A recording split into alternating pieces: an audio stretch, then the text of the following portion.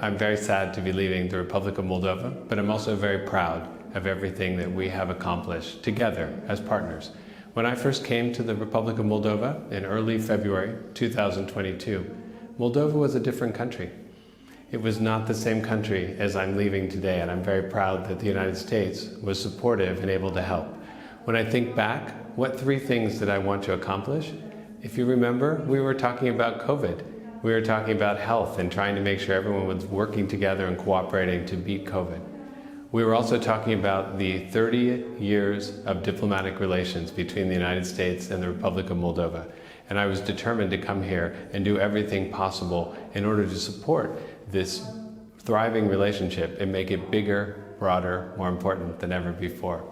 And when I think about the third goal, my third goal was to really get to know the people and the places of the Republic of Moldova. I was excited about the chance to travel, to meet people, to see people, and to understand what people were thinking. Today, Moldova is a different country. And I think we've achieved all three of our first goals. We think about the pandemic, no longer an issue for us, thank goodness, thanks to science and vaccinations and good partnership between us. I think about the work that we wanted to do on this relationship. Our relationship is bigger and stronger than ever before.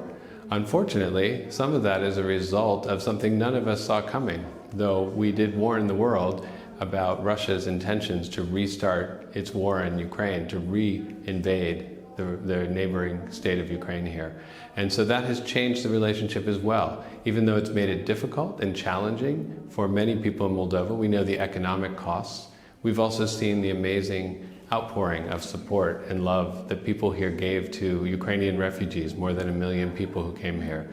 The support that Moldova has offered to Ukraine during this terrible 2.5 years of war, and the continued support that Moldova continues to offer to its neighbor, even in these difficult times. So that's another change. And of course, the third change, when I think about it, is the fact that today Moldova is an EU candidate country. Something I don't think I saw in February 2022. I don't think many Moldovans saw it. So I think in many ways, we've achieved goals. We had other goals we didn't even know we had, and now we've achieved those. But when I think about my mandate, the most exciting goal that I'm really happy we did was that my family and I were able to travel to meet so many Moldovans, to learn so much about this amazing culture, to learn so much about the history of the Republic of Moldova, to learn about the food. I have to say, I'll never forget, of course, plăcinte, but everyone talks about colțunași and gustul, oh my goodness. And of course the wine, and that's a relationship, and fruit and vegetables, I say. Those are relationships that through our USAID partnership, we've been able to help Moldova produce world-class products to be sold on international markets. We didn't have to come and teach anyone how to make wine or grow great fruits or vegetables, but with our help, with the partnership that we had, we were able to help Moldovans better get their goods to market, become more high value, and make a real profit and be able to live and support themselves. I think the main challenges that you're facing and going to face, unfortunately, is in the information sphere and the economic sphere, because unfortunately Russia will continue this terrible war, it seems, in neighboring Ukraine, but it's also made clear that it's willing to take on Moldovan society in this hybrid warfare and create disinformation, misinformation in an attempt to destabilize and distract Moldova from its European path. So I think that's one of the main problems. The other issue, and we talked a lot about it yesterday when Secretary of State Blinken was here, was what can the United States do to help the economy here?